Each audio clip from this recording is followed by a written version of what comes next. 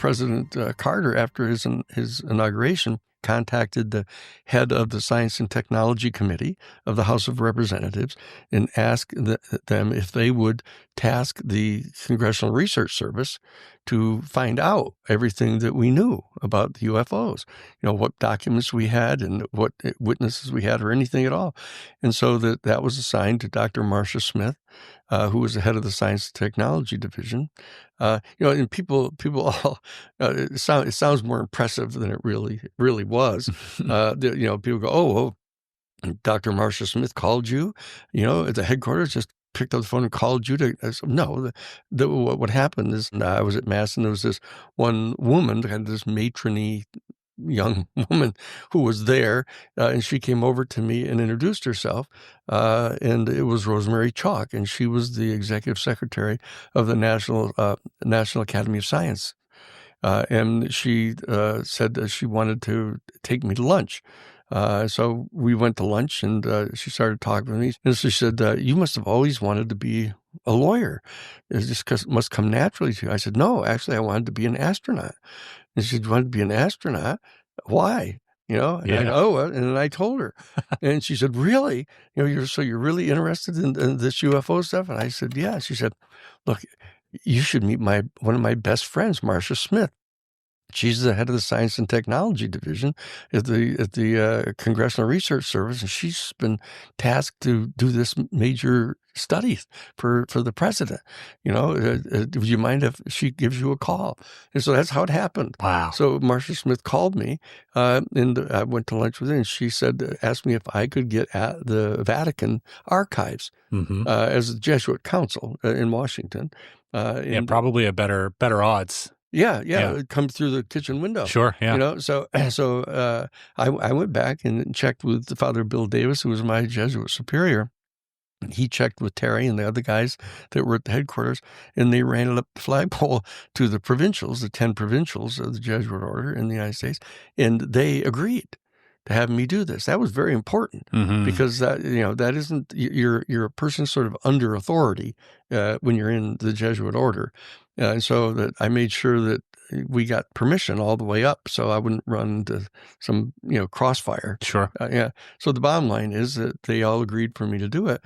And so I did. And in that context, I said, I want to get at the classified portions of Project Blue Book. And she said, oh, they'll never give us that. And I said, well, you've got to ask, and tell them who it is and that I want to get this. And so she said, well, okay, we'll ask. And then she got surprised. And a couple of weeks later, she called me back and said, I'll be darned, that they said you could do it. And we'll bring them to this new Madison building, this brand new building that just got finished getting built, actually, in Washington. There was nobody even in it, that you just go over there, bring 2 different photos, official photo IDs, and you can get to see these things. That's where I saw the photographs of a crash retrieval. Wasn't any doubt about what it was. It was absolutely photographs, of crash retrieval. Which crash? I don't know. I don't know. Do you know where? It was not Roswell because it was snow on the ground. There was snow on the ground. You could see in the photos that it had plowed through this field, and it plowed up all the dirt in the snow, and it was stuck in the side of this embankment. And it was kind of like some big earthen bank that was all covered with snow. It was stuck in the side of it. So the bottom line is that I saw the photographs, and so what I did is I saw that there were symbols actually on the bottom or along the bottom of the dome that was at the top of this. It was a classic saucer, with a dome on top and the big disc. And so I actually traced every single one of the symbols, traced them. They told me I couldn't take any notes or anything. So they took my briefcase away actually before I went in the room. But I had put a yellow pad. You smuggled it out. Well, I'd be careful to use those terms, but the bottom line is just for some reason when I was, when I showed up at the Madison building, that, as I recall, was a Saturday morning, there are these two suits guys out front of the place. Like I said, there was nobody in the building. It was completely empty because they just gotten through building it. Yeah. And so here are these two suits, these big no-neck guys at the door, and they weren't Air Force. They weren't OSI guys. You can tell OSI guys are different, These are kind of no-neck dudes. No badges? No. They just they were there for my ID, not me for their ID. I see, yeah. And so I had to show them my ID, and they said, "Okay, now you go in and you just go down the hall to the left to that elevator there, and you go down to the basement, and you'll see them down there." So as I got in the elevator and was going down, I just happened to think, I just opened up my briefcase, took out a yellow pad, and kind of put it under my arm, kind of lengthwise, just put it under my arm. So I get out of the elevator and I look down, I can see the door open down the hall. I can see the light coming. I can see these other two suits down there. So I go all the way down the hall. Right away, he said, "No, you got to turn over that briefcase. You can't bring anything in there with you." And they took it, and they said, "You can't take any notes or anything. It's just so there you go." They were kind of resenting. You could tell there was this kind of resentfulness that they didn't want to let you in. It didn't seem right. Yeah, that I was getting to see this. They didn't seem to agree with it. So anyway, I go in there, and here's this room, about, I don't know, 20 feet wide, about maybe 10, 15 feet deep. And there were these three big cardboard fold-out tables with all these little shoeboxes, these big shoeboxes, kind of light off green government, like this stuff like that. And so the bottom line is, and they had these little ties on them, and it was a microfiche machine that was there. So you had to open up the box and take out these little canisters and take the film and put it in the little microfiche machine. Real high tech stuff. Yeah. You crank it with your hand. And so that's how I found the photographs. Wow. So, but once I saw the symbols, I said, I want to get this absolutely correct. So what I did is I took the yellow pad out and I opened it up and it was weird because I wasn't planning it in any kind of real way, but I just opened it up and I slid the cardboard underneath there, the inside of the cardboard, and then I traced exactly because I wanted to have the exact order that they were in, and the exact shape that they were in. I traced these, then I closed them up, and I said, "Okay, look, I better get out of here." I've done, I don't know how long I would have been allowed to stay in there, but but as soon as I found the photographs and I traced them, I said, "Okay, I'm getting out of here." You got what you needed. So I put them all back, and I put the little yellow pad under my arm, and I just walked right back out, and I picked up my briefcase and started going down the hall. And one of the guys goes, "Hey, hold it. Sheehan, hold it." And I turned, I said, "What have you got there?" And I said, "Oh, it's my briefcase. I just picked up my briefcase. It was just there." And he said, "No, under your arm." And they both came over to me, and they kind of, one of them just yanked the yellow pad and he flipped through the pages, and of course there's nothing on him. And so he handed it back to me like that. So wow. So I bring it all back over to the Jesuit headquarters, and I go into Father Davis, who was my superior, and I showed it to him. I said, look at this. I said, and I've seen the photos of this crash retrieval going on. And that's what he just leaned down and he kind of slid open the drawer on the desk, and he takes out this little 8.5 by 11 manila folder with a little clasp on it and handed it to me. And so I opened up the clasp. I pulled out this little 8.5 by 11 black and white glossy photo of a UFO. Whoa! In full flight, right? And I look at this and I say, "Where did you get this?" And he said, "My sister Dodie gave it to me." And I'd met Dodie at their little family picnic during the summer, so I knew her and her husband, Mike. And I said, "Well, where did Dodie get it?" She said, "Well, Mike gave it to her. Mike was the head air traffic controller at the Seattle airport." Whoa! And I said, "Well, where did Mike get it?" He said, "Oh, his best friend gave it to him, who's a pilot that flies cargo all around up in the Northwest.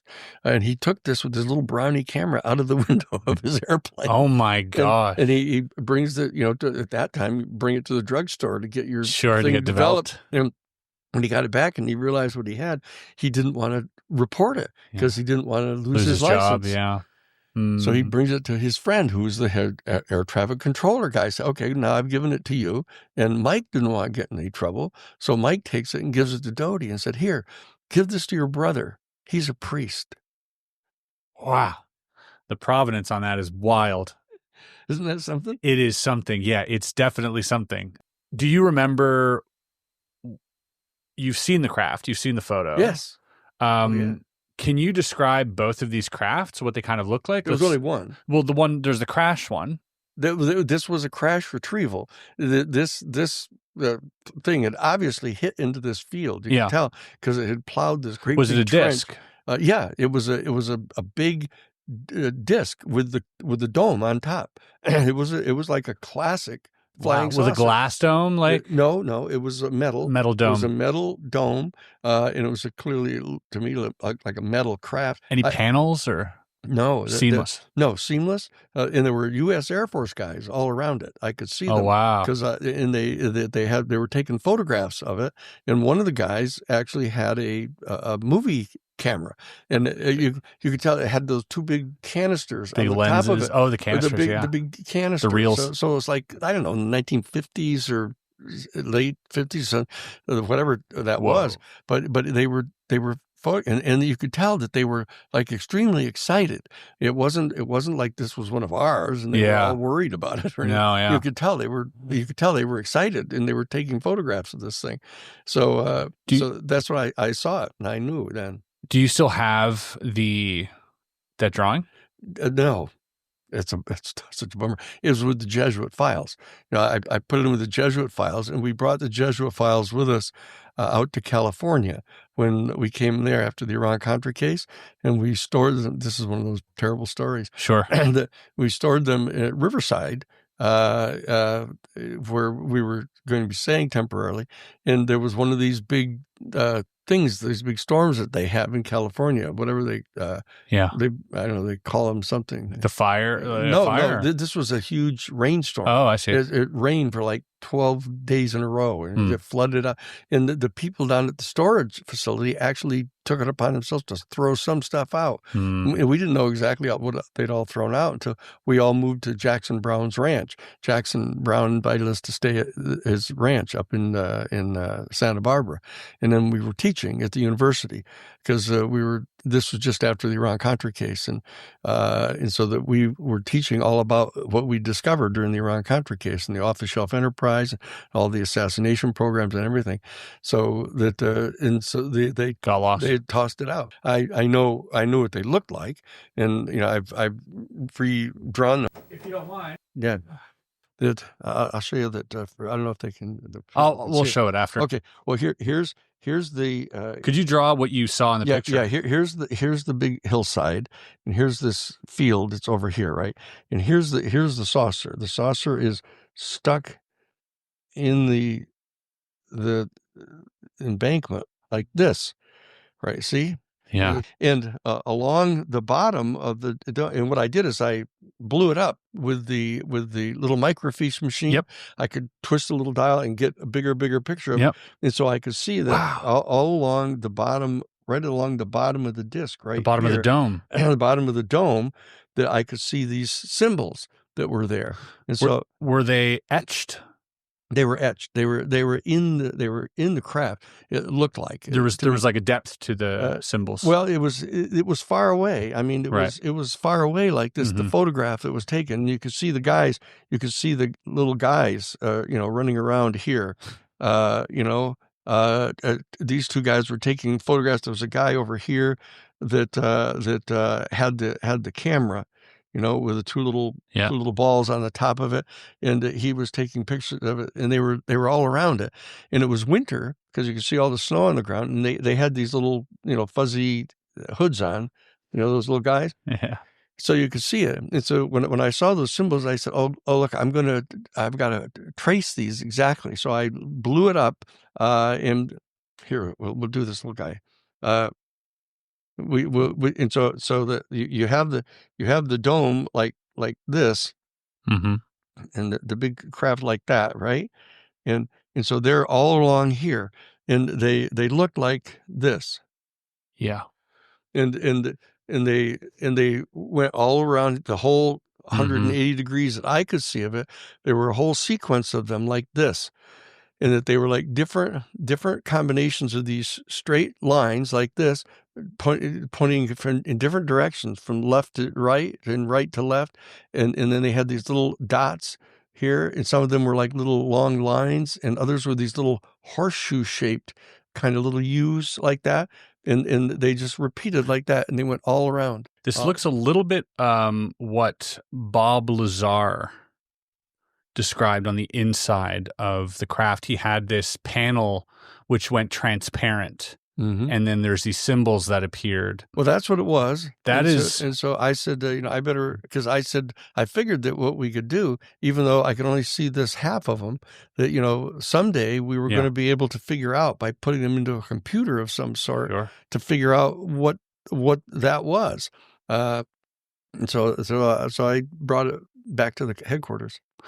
That is fascinating. I have seen those symbols. I don't know where, but I've got so many books in these old, they always just come across my desk in old files. You never know what's real and what isn't. And but this to me is very credible. That's the real deal.